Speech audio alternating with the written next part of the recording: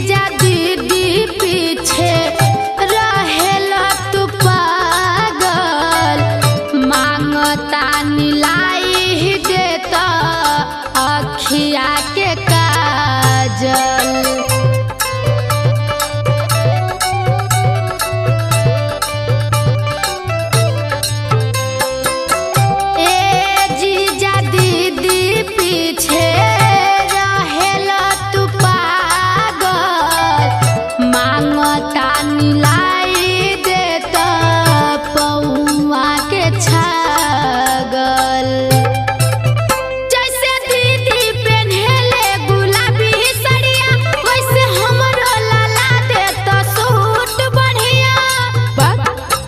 ए साली भोरही से माथा काहे खइले बाड़ू खाली कही बात के जिद